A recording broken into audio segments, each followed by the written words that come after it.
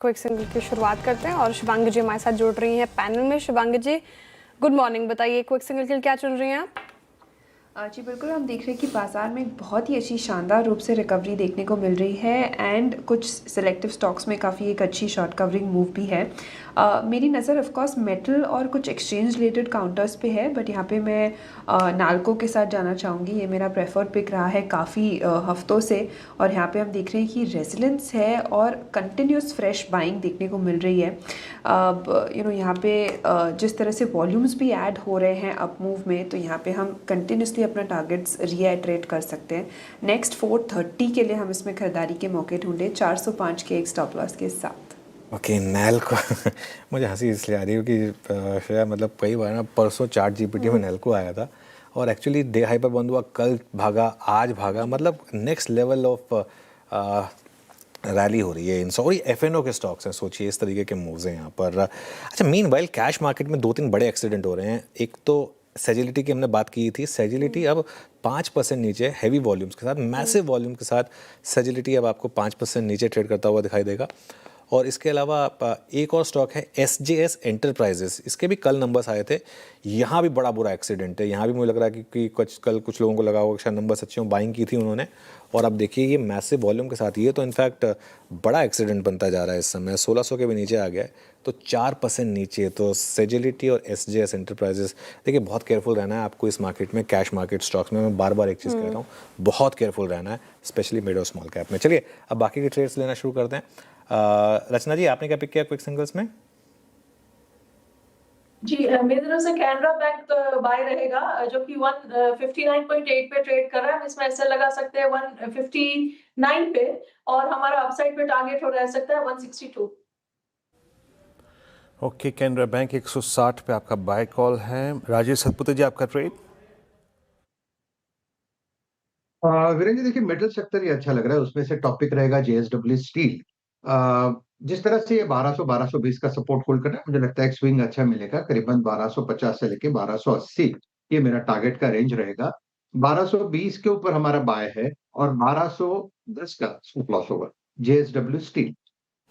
Okay, JSW steel खरीदारी की राय राजेश सातपुते जी की तरफ से। अमित सेठ जी बताइए आपका क्विक सिंगल क्या होगा? श्रेय जी, मैं टाटा स्टील के साथ जाना चाहूंगा। टाटा स्टील में एक अच्छी स्ट्रेंथ हमें नजर आ रही है।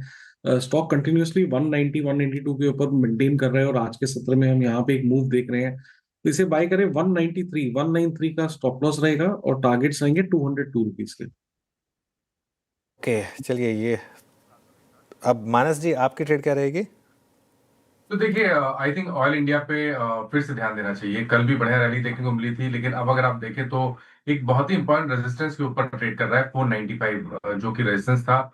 इनवर्स रेशियो पैटर्न का ब्रेकआउट है। करंट लेवल्स पे ऑयल इंडिया में खरीदारी करनी चाहिए। 492 492 के स्टॉप लॉस से खरीदारी करेंगे। 540 रुपए तक के टारगेट पॉसिबल है। ये कैश लेवल्स है।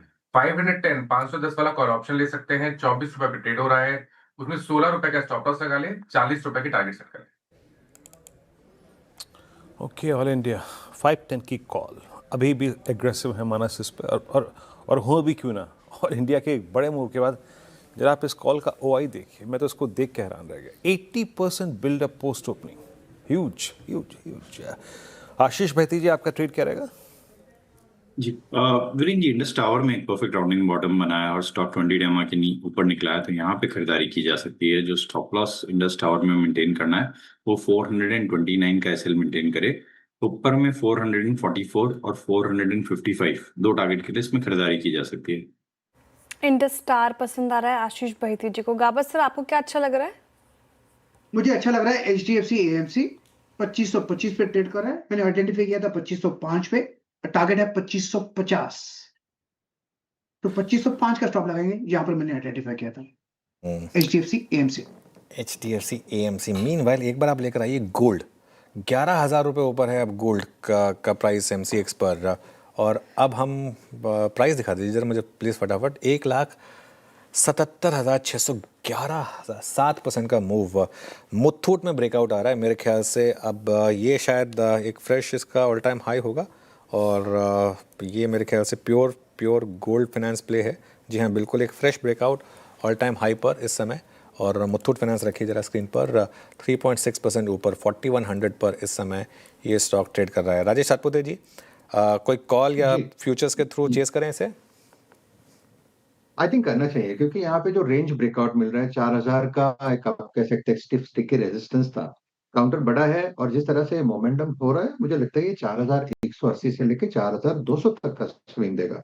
तो यहाँ पे लॉन्ग बिल्टअप भी हो रहा है, तो 4100 के ऊपर हमारा बाय ट्रिगर है, तो हमारा स्टॉप लॉस होगा 4000 के नीचे करीबन 15 पॉइंट का। मुथूट फाइनेंस 4101 पर आपका buy call. Metals metals metals metals, precious industrial, किसी को भी ले लीजिए आप जनाब, मेटल्स। और अब मैं देख रहा हूँ कि मैं ये देख रहा था कि रिवॉर्ड कहाँ पर है बेहतर। ये मानस, लुक एट सेल आप पार्टिसिपेट करता हुआ मैं ऑब्जर्व कर रहा था ये कि वो जुलाई 24 वाला पूरा सप्लाई जोन है वो पार कर रहा है। क्या इसको कंसिडर करना चाहिए? मतलब 20 रुपए की नई ट्रैजेक्टरी खुल रही है क्या इसके लिए 180 वाली? तो देखिए 175 तक के लेवल्स बिल्कुल पॉसिबल है सेल में, और मेरा समझना है सेल में अभी भी करंट लेवल्स पे भी एक ट्रेड लिया जा सकता है, क्योंकि कल हमने कंसोलिडेशन देख लिया, आज रैली रिज्यूम हुई है। 175 के टारगेट के लिए पोजीशन ट्रेड ले, स्टॉप लॉस आपको 153 के नीचे लगाना है। अगर ऑप्शन में ट्रेड करना हो तो 160 वाला कॉल ऑप्शन भी ले सकते हैं, ₹7.75 के आसपास ट्रेड हो रहा है। अगर ये बैन में नहीं है तो यहाँ पर भी खरीदारी कर सकते हैं।